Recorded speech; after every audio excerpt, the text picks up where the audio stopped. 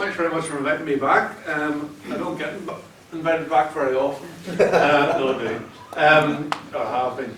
So thanks to Johnny for the technical expertise, because without him I wouldn't be able to do it. So this is, I'm talking about 50 footballers today, this morning. So, but I'm talking about the 50 footballers book, but I'll just talk about a selection of the 50.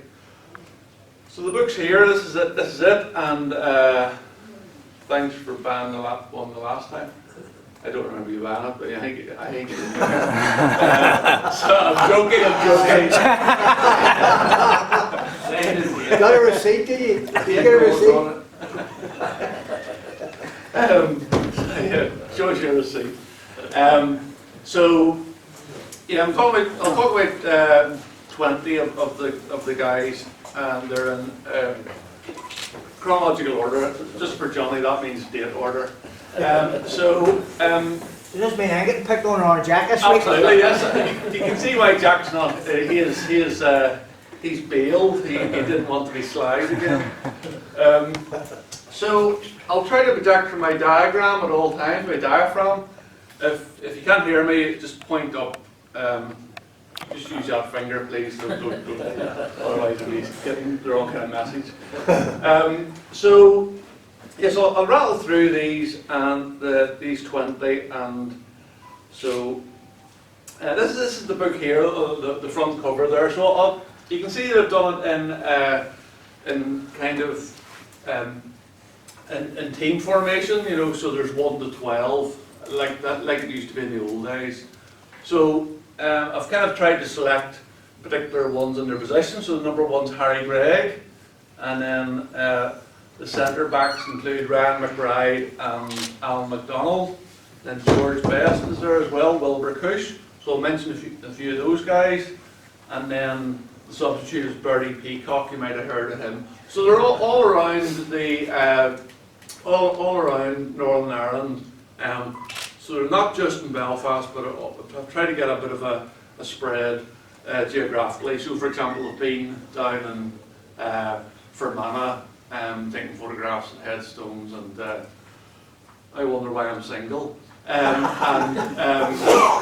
So up to Derry City Cemetery up in Londonderry. So I've tried to make it as not as Belfast based as I've tried to make it as all-encompassing as possible. So and on the back cover, I don't have a slide for that, but you just have to buy the book if you're interested in seeing this closer. So again, up to the number of 1 to 12 on the back cover, and that's the sponsors. So basically, I asked the sponsors for 50 quid each, and then if they had a number, a particular favourite player or favourite position, then they were put there. So number 1 is my mum and dad. That's the first name on the team sheet, and then this guy here. Jerry McCollum, he's a big Man United fan, so he's got the Man United fan there, Man United shirt there. This guy here, Andrew Bowen, he's got he's at number 7, which is George Best's shirt. So he's, as you know, some of you guys came around to George Best's house previously, so I look after it. So this guy, Andrew Bowen, lives in South Wales, and he's been to George Best's house 7 times in the last 18 months. So he's a big George Best super fan. So he was the only one that could have been could have sponsored George's shirt. Then there's a guy, a solicitor, Joe Rice, and he's a sponsor. He's a big Spurs fan, so he sponsored 2 of the shirts, 4 for Danny Blanchflower. Danny Blanchflower doesn't feature in this. Neither does Jackie Blanchflower, because it's only people who are buried locally. So the Blanchflower brothers are both buried in England. A bit like Billy Bingham, or Billy Bingham, as he called himself.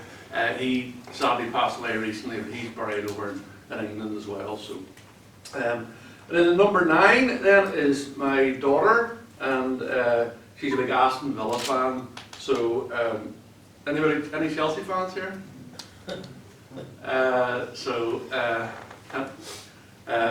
just in case any Chelsea fans need reminded that Villa beat Chelsea 2-0 on Saturday afternoon. I don't want to do the sack. I can't blame Villa. I'm an Orange fan, so I don't really like to talk about football. And then the number 12 then is a guy called Wesley Thompson, and I've known him for a long time. He lives in Dundonald, and so I think he taught up this direction for a while.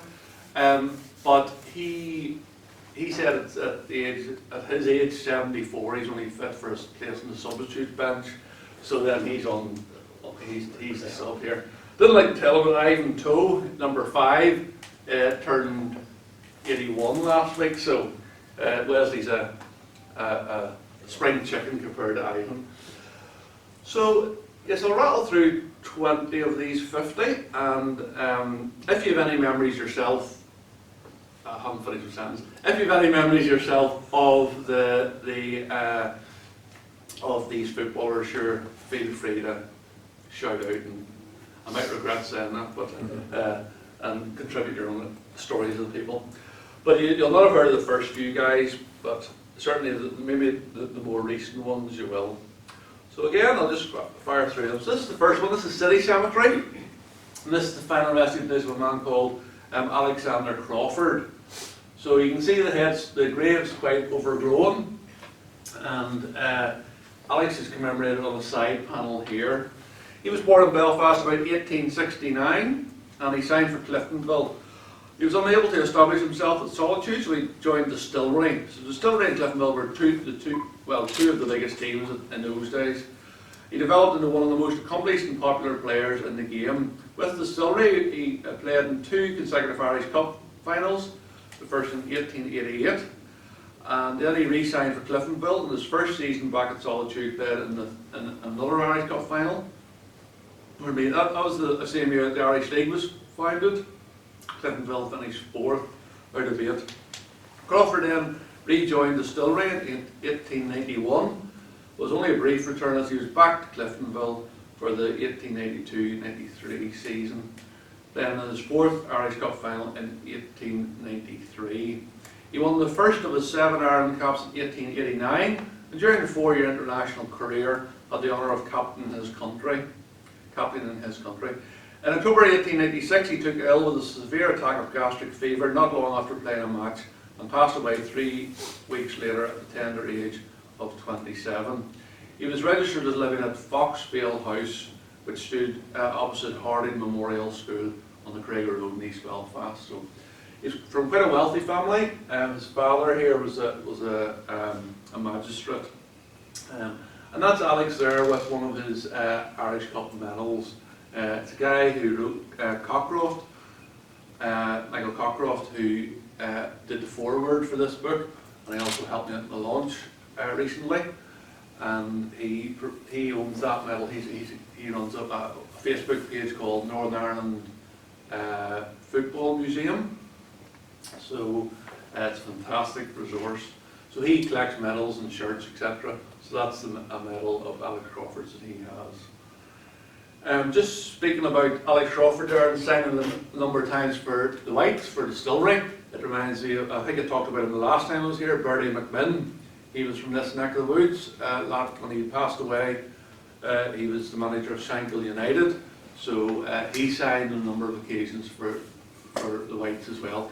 He played for other clubs, but he always seemed to come back to the Whites. So he's in the book as well, but I'll not talk about him this morning.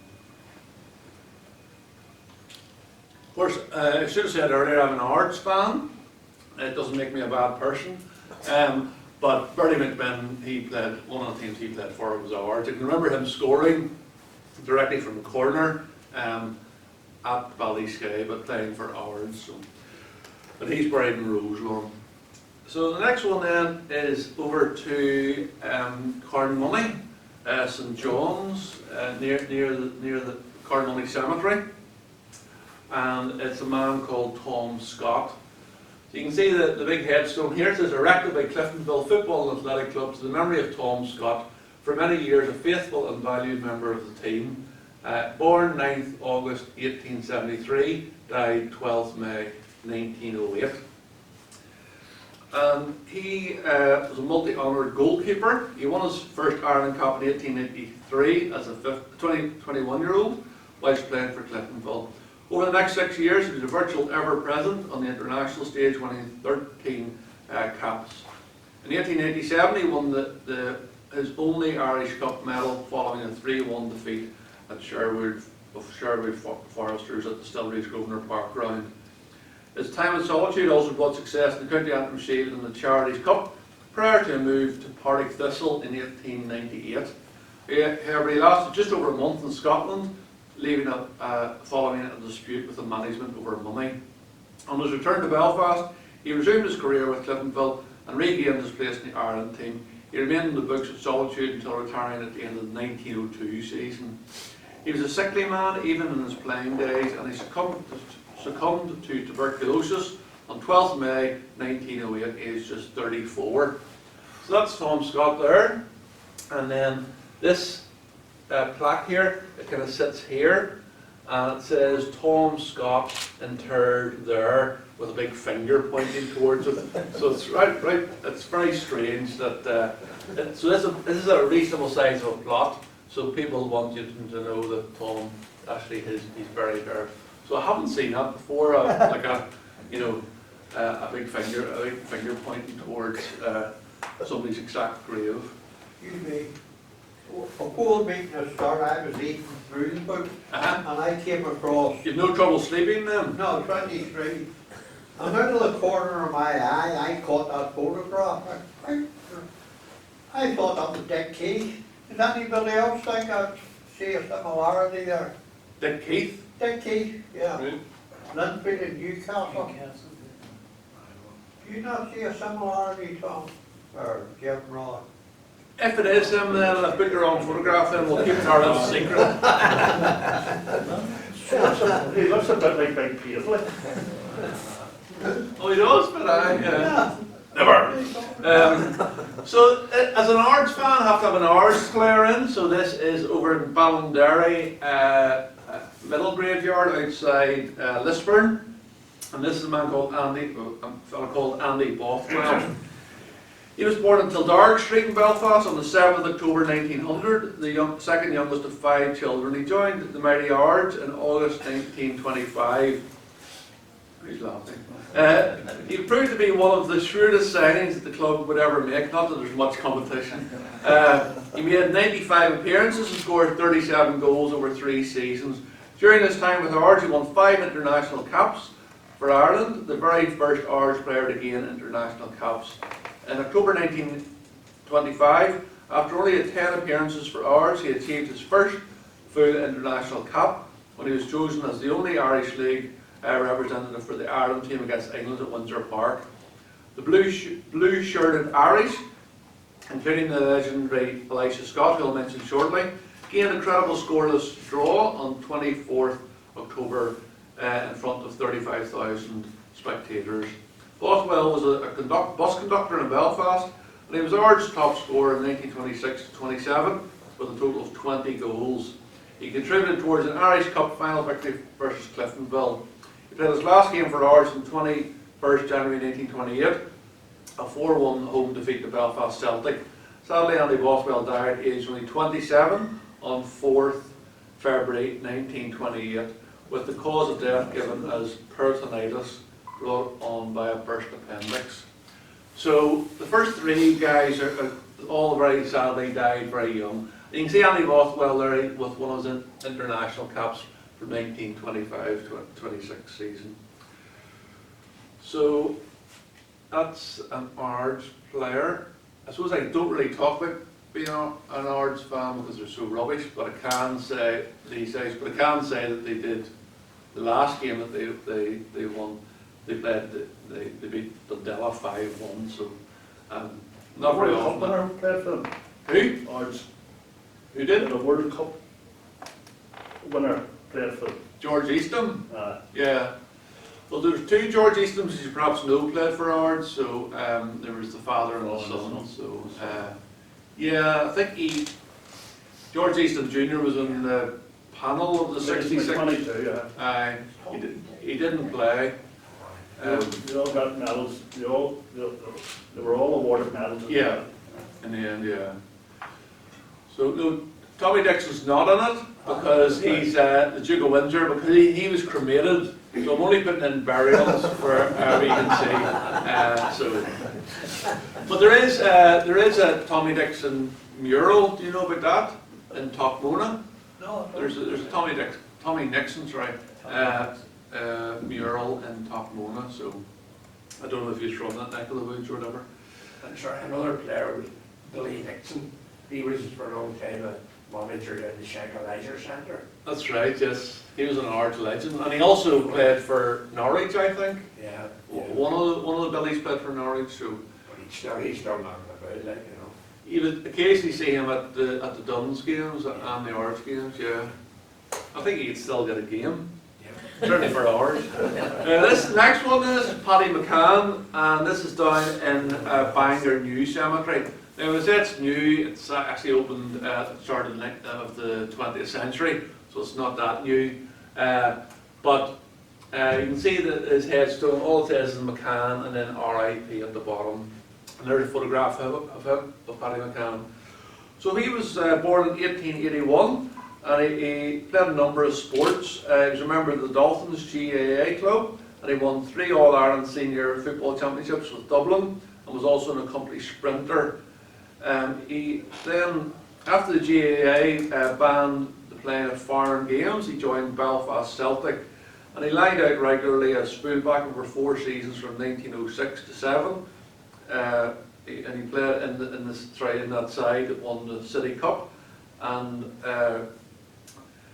then he won the first of 3 Irish, 3 senior cups, appearing in each match of the international series against England, Scotland and Wales. During the 1910-11 season, shortly after winning his 4th cap, he transferred to Glentoran. There he was a stalwart of the powerful pre-war teams that over 5 seasons were twice Irish League champions and thrice league runners-up. He won 4 City Cups and the 1911 County Antrim Shield. He played the Glentoran team that won the side's first Irish Cup with a final victory over Linfield in 1914. He made 151 appearances for the Glens, and during his years with Glentoran was capped 3 more times by Ireland. In later life he was a familiar figure in Belfast racing circles, and he died suddenly on the 22nd of June 1935 at his home at 9 Crosby Street in Bangor. So there was a play recently by a good friend of mine called Sam Robinson. Sam has written a number of books about Glentoran, and first book he did was called There's Queen's Sword Called the Oval. It was talking about the ground itself and how it was used for baseball games, etc. during the war, during the Second World War. And then of course it was very, well not of course, but it was very badly damaged during the Belfast Blitz in 1941. So the Glens didn't play at the Oval for 7 years because of the damage to the pitch. And then, so Sam's second book was called One Saturday Before the War. It tells a story about Glentoran being the first British team to win a European trophy. So, and it was in 1914, just as the Great War was about to start, and they went over and they played this Vienna Cup, and then they won it. So, so Glentoran claimed to be the first British team to win a European trophy. So that's why, I don't know if you've seen it, but the Glens little motto, it now has a single star above it. That's only from this season onwards, and that's because they say they claim to be the first team to win first British team to win a European trophy. So it's a bit like Notts Forest. So Nottingham Forest have 2 stars above their little Forest badge because they won the European Cup on consecutive seasons in 79 and 80. But so Sam wrote this fantastic book about it, and then he also did a play about it. So it was put on relatively recently as part at a little theatre in Castlereagh Street in East Belfast to full houses. It was very, very popular, and it's come back again in August as part of the Eastside Arts Festival. So Paddy McCann was one of the 4 characters that that was featured in that play. So, very interesting guy. And he came from a nationalist background, so, and played for the Glens. It was a Glens legend, so which makes it even more noteworthy. This is the next one. Then this is William Kennedy Gibson, and he was born on 1st October 1876. He was a talented footballer who played for Cliftonville while still at school. He also played 13 matches for the Ireland national team from 1894 to 1902, scoring once against England and captaining the side on 4 occasions. He won numerous honours with Cliftonville before becoming the president of the club. He then remained active in its management. Outside of football, he worked as a solicitor and provided legal advice to the Irish Football Association, becoming its vice chairman in 1901. He was an independent unionist and he stood for election. Then he died in the Nervous Diseases Hospital, 14 Claremont Street in Belfast on the 9th December 1949, aged 73, whilst registered as living at Chelsea, which is 763 Antrim Road.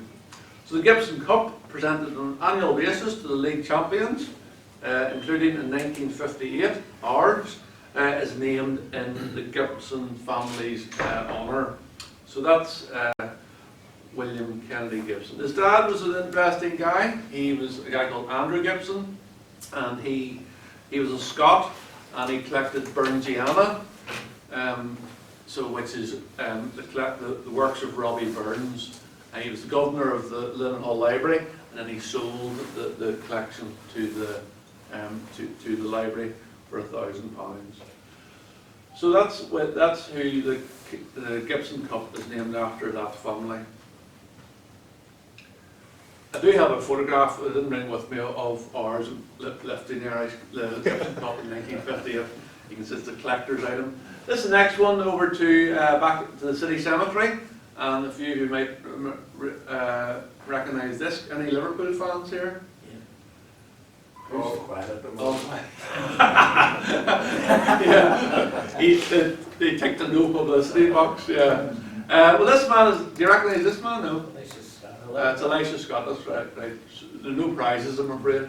But you can see there's the Belfast Celtic logo, and then it's quite faded, but the Liverpool logo there. This is the Belfast City Cemetery. Elisha Scott played for Linfield and Broadway United before signing for Liverpool in 1912, following a recommendation from his older brother Billy. Elisha made his Liverpool debut on the 1st January 1913 at St James's Park during the scoreless draw with Newcastle.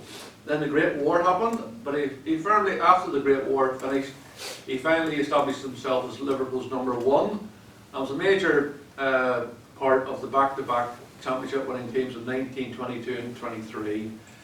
Famous story, perhaps apocryphal, associated with Elisha was that Dixie Dean, the star striker for Everton, their rivals Everton, was walking down the street, and so Dixie Dean's walking this way, and Elisha Scott's walking this way, and the story goes that when Dixie Dean nodded over at him, and Elisha Scott, of course, you can finish it, and Elisha Scott then dived to save the header. Some say that happened in Belfast, but I think it's unlikely. It probably happened. If it happened at all, it would happen in Liverpool. In 1934, Belfast Celtic offered Elisha Scott a player-manager's role, and he played the last of his 467. He made the last of his 467 Liverpool appearances versus Chelsea on 22nd of February 1934. He played his final game for Belfast Celtic in 1936 at the age of 42. In his time as manager of Belfast Celtic, the club won 10 Irish League titles, 6 Irish Cups, 3 City Cups, 8 Gold Cups and 5 County Antrim Shields. So Belfast Celtic were a really phenomenally successful team. For folks that maybe don't remember Belfast Celtic, their ground is now where the Park Centre is located.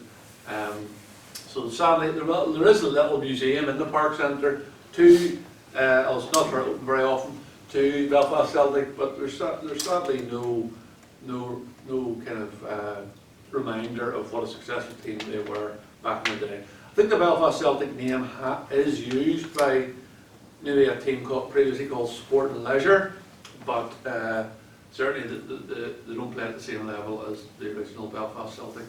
But go back to Leicester Scott and Liverpool. He was at Liverpool for 19 years. So if you look at Stephen Gerrard or Michael Owen or Jimmy Carragher, none of those guys were at, they were only at Liverpool for more than a decade. So nobody will ever break Leicester Scott's record of I think it was 19 years at Anfield. So that's a very, very significant person. And if you look at, if you get any books about Liverpool that talks about the top, top 50 or top 100 players in Liverpool history, Leicester Scott generally finishes in the top 10 all the time because he's such a legend. Then he's buried in the city cemetery. And then over to Milltown Cemetery, another player who played for Belfast Celtic, Cheeky Charlie, as somebody said there. He was born the 11th of July 1924. He signed for Belfast Celtic in 1938 when the club was managed by Elisha Scott. He was an outstanding left winger and he made his first team appearance against Glentoran in 1942 when he was only age 17. He established himself as one of the most exciting players on the local scene. Belfast Celtic won an astonishing sequence of 31 games in the 1947-48 season until he collected an Irish League Championship medal before signing for Glasgow Celtic in June 1948 for the then sizable fee of £8,000. He became a darling of the Hoops fans for over a decade, and his cheeky approach to football made him one of the best loved Celtic icons of all time. He left in 1959 for Cork Hibs after having played 319 times for Celtic and scoring 43 goals. He was captain 11 times for Northern Ireland. The Belfast boy, or Cheeky Charlie, died the 27th of July 1971, aged only 47. His funeral brought the Falls Road to a standstill, with his coffin partly borne by Celtic's manager Jock Steen and club captain Billy McNeil. So you can see on his headstone there, it commemorates him as Celtic FC in Ireland, and then there's a little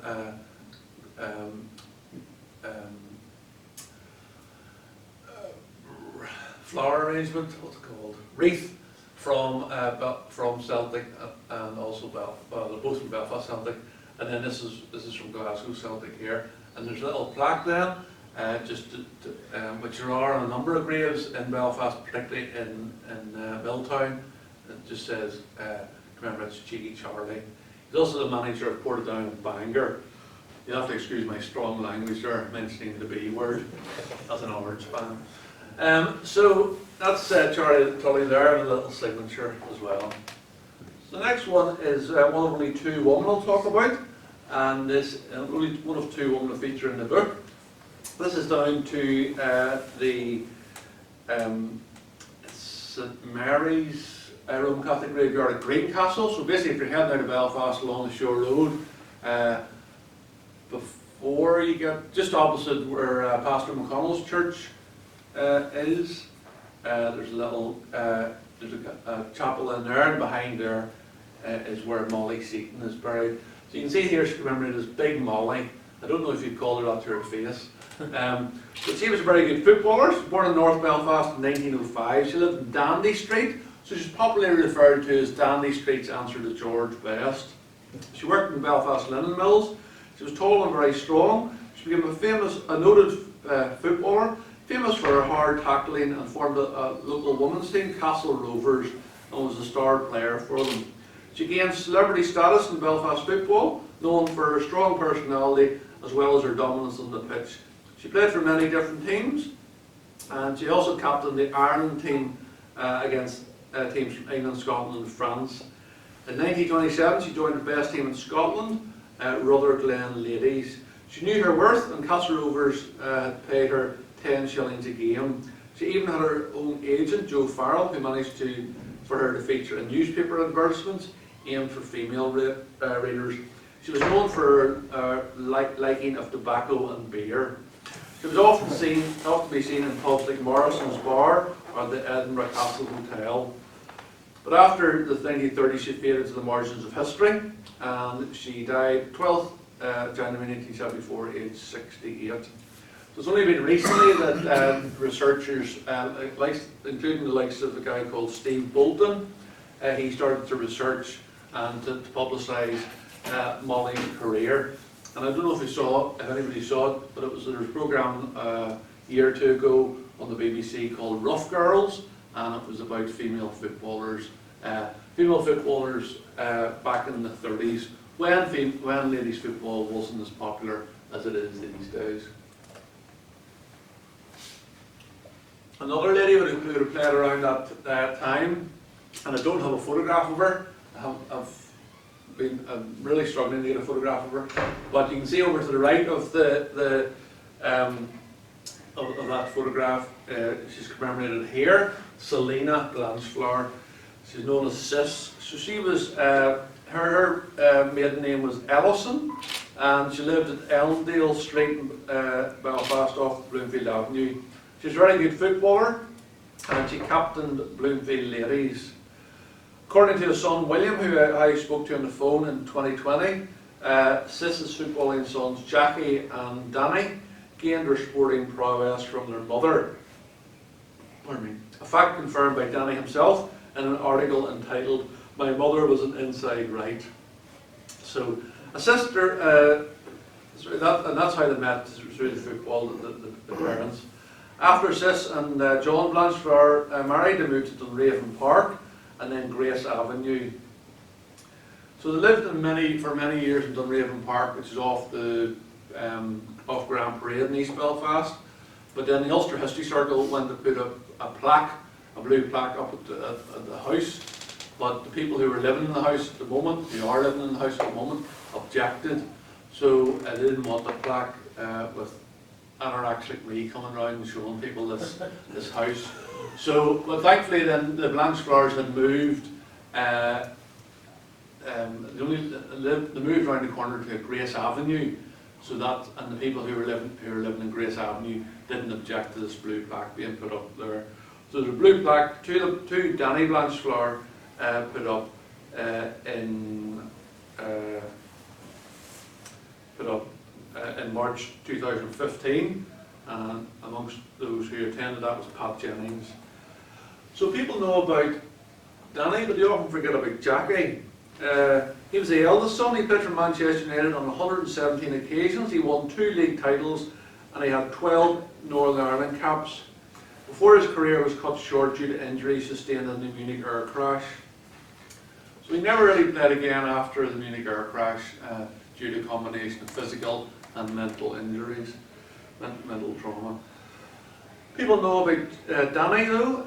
He captained Spurs in the 1960s when they won the League, FA Cup and European Cup Winners' Cup. He also made 56 appearances as Northern Ireland, later managing the team, and then he became a renowned and eloquent sports journalist.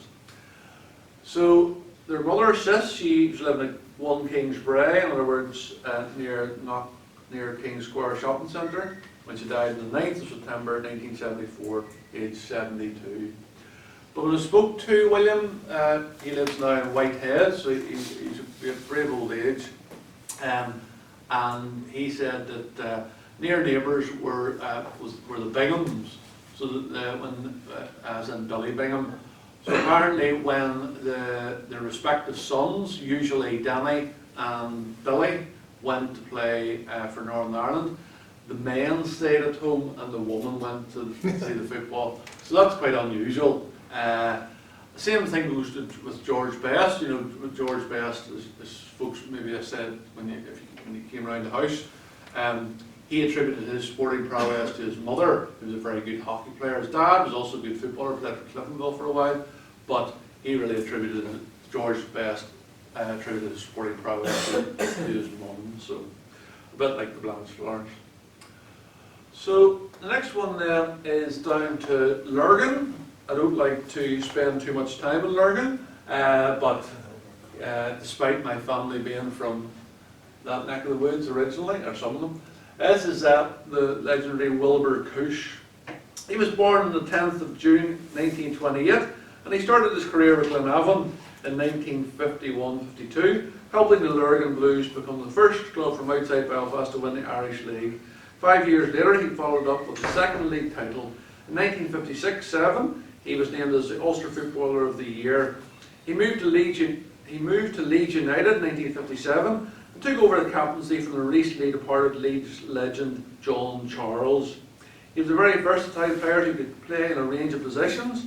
His performances at Ellen Road earned him a call-up to the Northern Ireland squad for the 1958 World Cup, where he scored the winning goal in the team's first ever final stages World Cup match, a 1-0 win over Czechoslovakia and Sweden.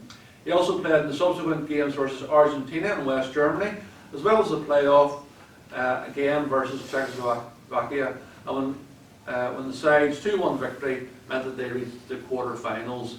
A subsequent 4-0 loss to France when Cush was again the side's combative number 8 meant that Northern Ireland were knocked out of the tournament. During his time at Leeds, Cush made 90 appearances and scored 9 goals. In 1960 he moved back to Northern Ireland to play for Portadown, and then he moved back to his first club, Glenavon, as a player and later as a coach. So does anybody remember Wilbur Cush? Yeah. There was a bit of a clamour to sponsor his jersey because he was so popular, you know, with different people, because he was like apparently no height, but quite often played centre half, and you wouldn't have won anything against him, and he had big tree-trunk legs apparently as well, so quite a player. And say scored the first international goal for Northern Ireland in the World Cup finals, which is some going in 1958. I went to an event recently down in Newry, and the only survivor of the 1958 World Cup team was there. Does anybody know who it is? Peter McCabe. That's right, Peter McCabe. My daughter, being a big Villa fan, I was trying to get her to go with it because he scored, scored 2, I think, FA Cup final goals for Villa. So nice man, lovely man. He scored 3 goals in the World Cup as well, 58. That's right, yes. Wasn't he the Highest ever scorer for Northern Ireland in the World Cup. Yeah. No, some player, like. And of course, he's well known for that incident where he barged in the FA Cup final. He just clattered Ray Wood, was it? Charged him into the net, and the referee let it stand. Now, if you blow in the general direction of the goalkeeper, it's a foul. So the next one then is Joe Bambrick. This is Roselawn Cemetery, and so there's Joe Bambrick there, and a blue plaque to him. And you might be able to see there on the headstone, it says, "Head, heel or toe, slip it to Joe." So that's what it says on his headstone. He was born the 3rd of November 1905, and he began his professional career with Glentoran before moving to Linfield. He scored a total of 286 league goals in just 183 games. 50 of his goals coming in the 1930-31 season, which was the highest in the world that year, and then a record in British football. In total, he managed 96 goals that season in all competitions, and his overall goal tally for Linfield was 509 goals managed in just 8 years. On the 24th December 1935, he signed for Chelsea for a fee of £3,000, and he scored Chelsea's goal in their highest ever competitive match, highest attended competitive match at Stamford Bridge in front of 82,905 spectators during a 1-1 draw with Arsenal on 12th October 1935. In total, he scored 38 goals and 66 appearances for Chelsea. Transferred to Walsall in July 1938 and then returned to Linfield as a coach.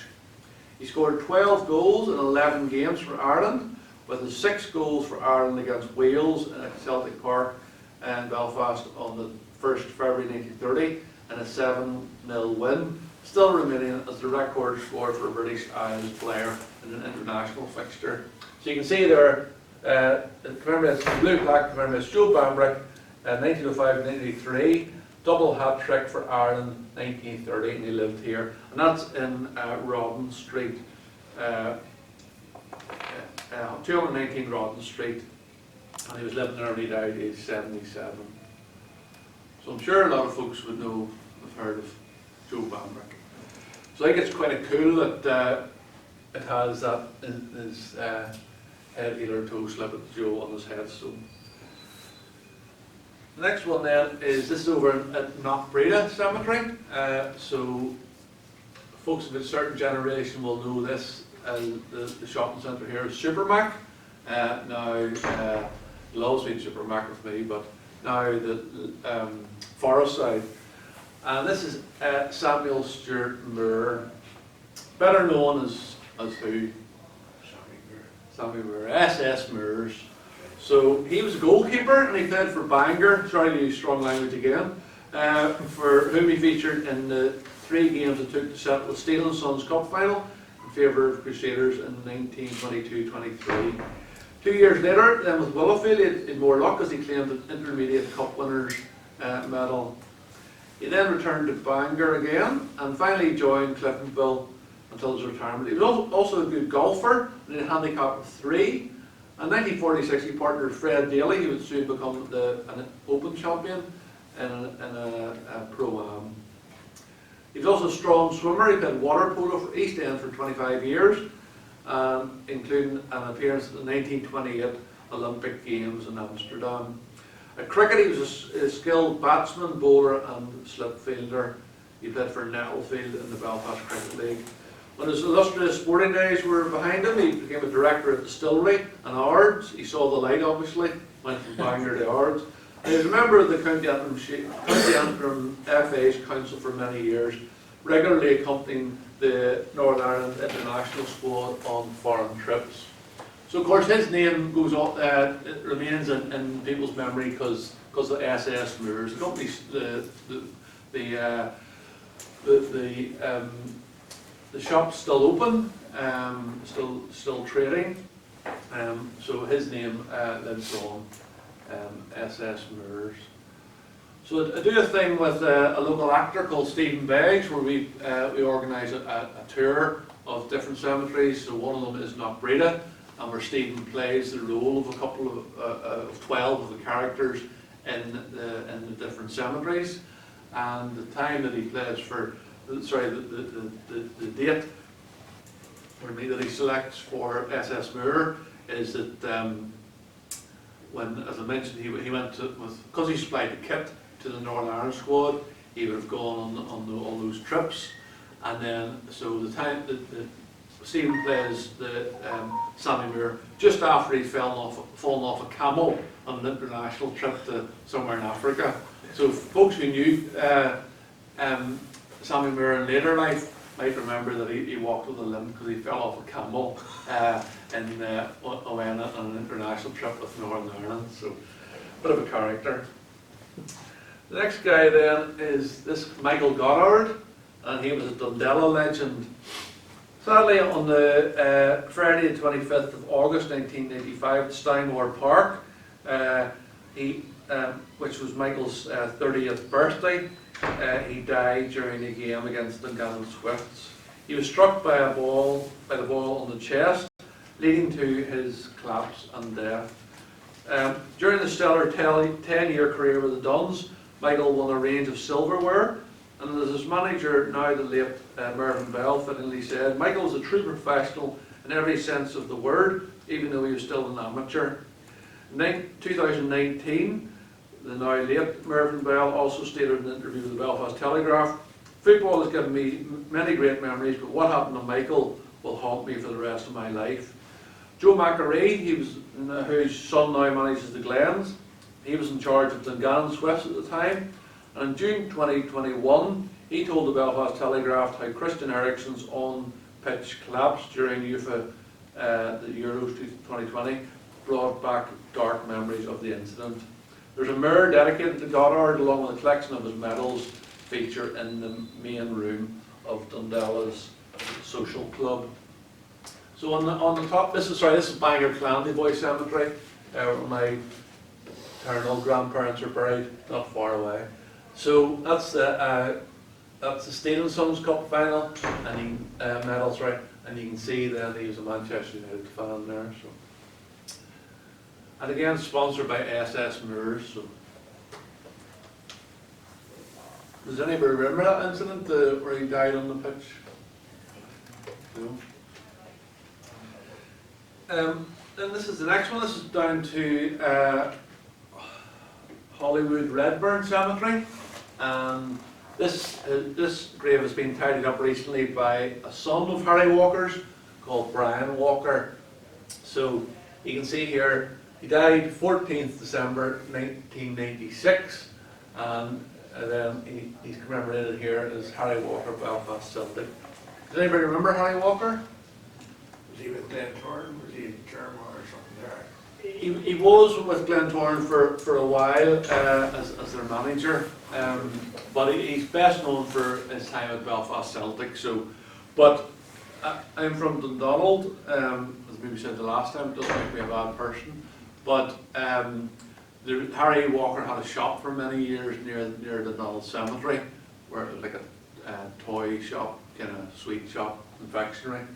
So he's well known in Dundonald anyway. But he was a Belfast Celtic legend, and it was actually he unveiled a little plaque at the Park Centre, just to remember to open the Belfast Celtic Museum at the Park Centre, which I mentioned earlier. So that's Harry Walker. In Hollywood Redburn Cemetery. This is up to Strabane, and this is a guy called Adrian Doherty.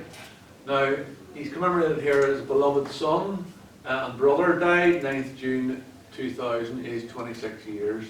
And there's been a book written about him. This is the Adrian Doherty here playing for Man United. So the book is by Oliver Kay, and it's the story of Adrian Doherty, football's lost genius. And there's a quote here from, I know we don't talk about Ryan Giggs anymore, but Ryan Giggs said he was incredible.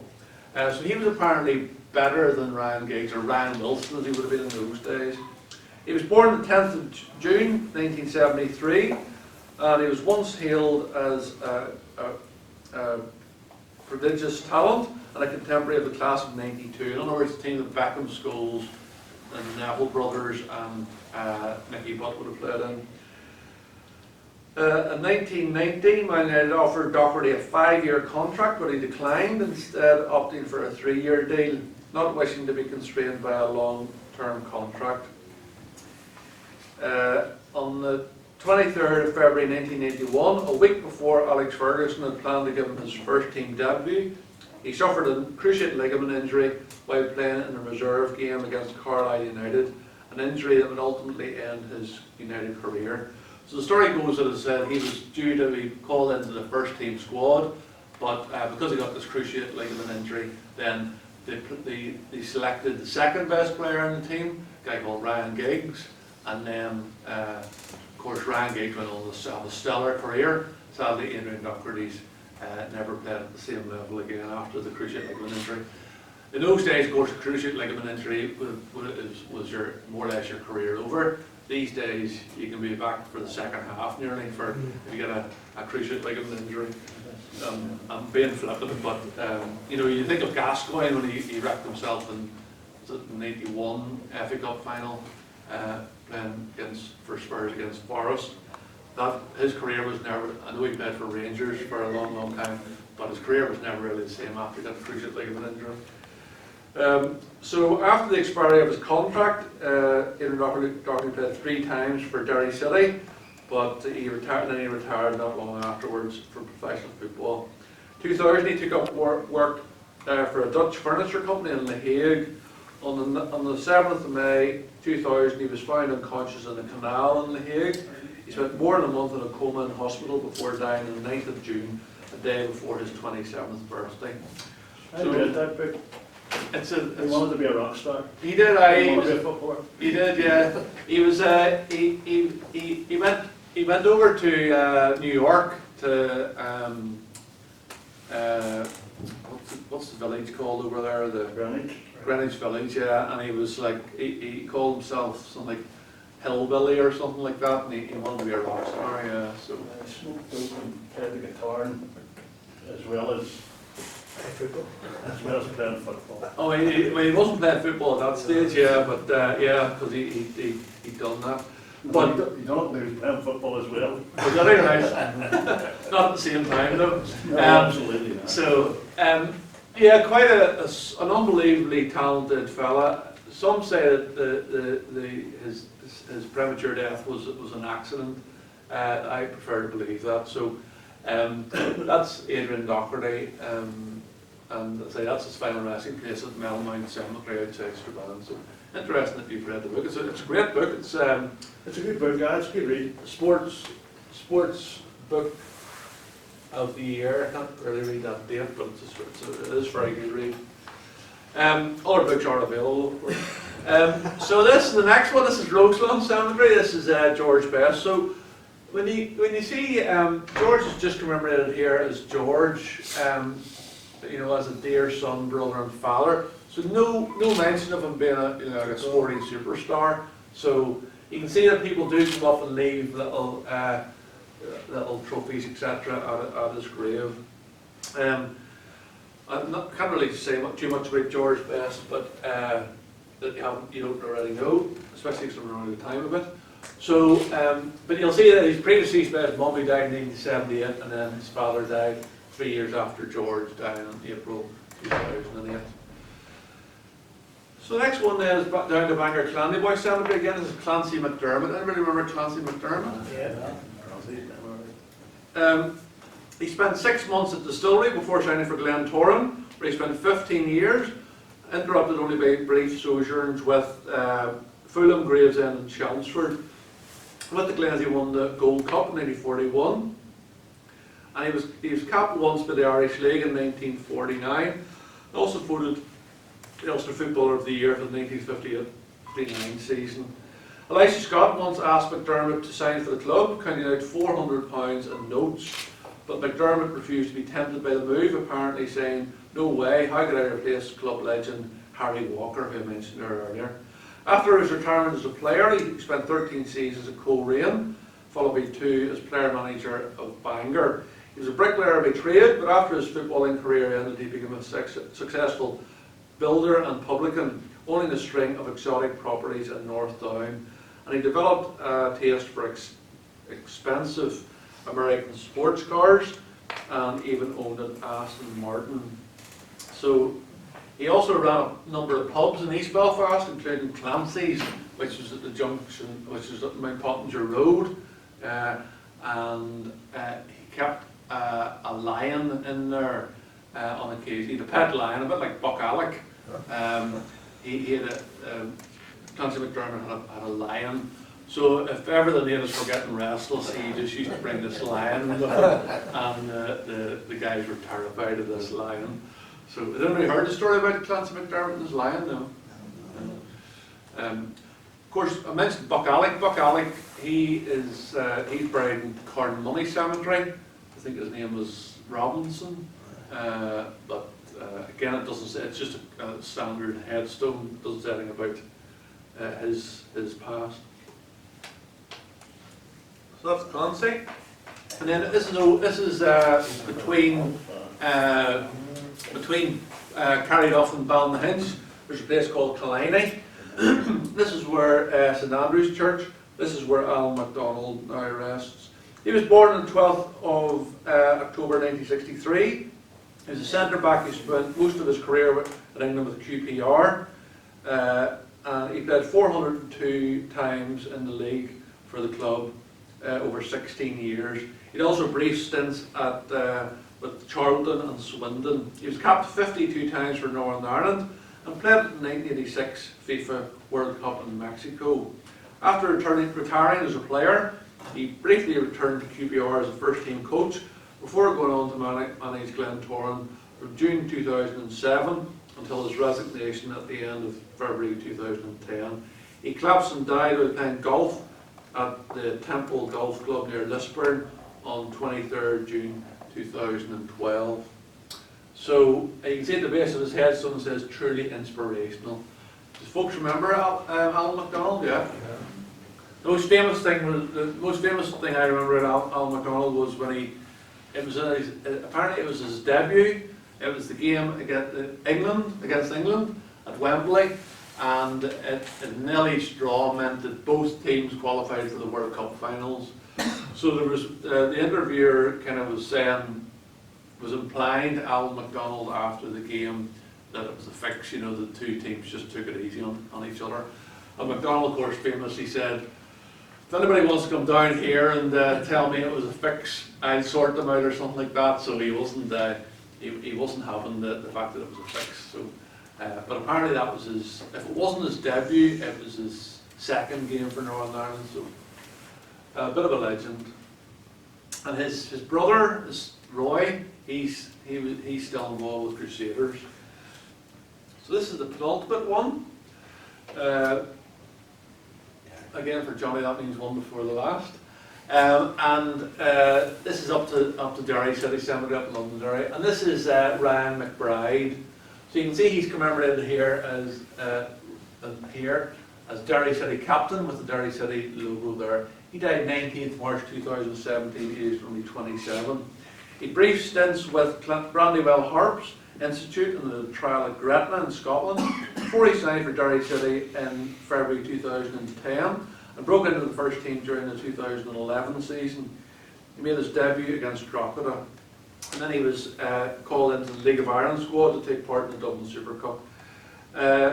27-year-old Captain Fantastic was found dead at his Brandywell home on 19th March 2017, a day after he led his side to a 4-0 League of Ireland win over Drogheda United. Hundreds of people, including President of Ireland Michael D. Higgins, packed the family church at St Columba's Long Tower, which overlooks Candy Stripes Brandywell Stadium. And the stadium itself is now called the Ryan McBride Brandywell Stadium in memory of their Captain Fantastic. So my daughter and I would go up to, we try to go up to a few Derry City matches, and certainly Ryan McBride is a legend in those parts. So the last one then is up to Coleraine Cemetery, and again there's a reference to the 1958 Northern Ireland World Cup squad here. This is the final resting place of Harry Gregg. He was born on the 27th of October 1932 in Tobermore in County Londonderry, and he started his career with Windsor Park Swifts before signing for his local club Coleraine. At the age of 18 he made a move across the REC to join Doncaster Rovers, and in December 1957 transferred to Man United for £23,500, at the time a world record fee for a goalkeeper.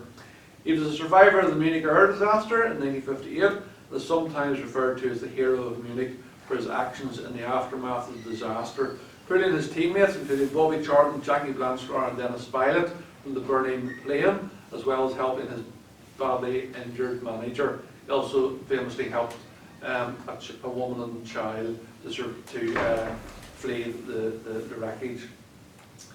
He made a total of 240 appearances for Manchester United, as well as making 25 appearances for Northern Ireland between 1954 and 1963, including at the 1958 FIFA World Cup, where he was voted the best goalkeeper of the tournament as Northern Ireland reached quarter-finals. Gregg later went on into management with Carlisle, Crewe, Alexander, Shrewsbury Town and Swansea.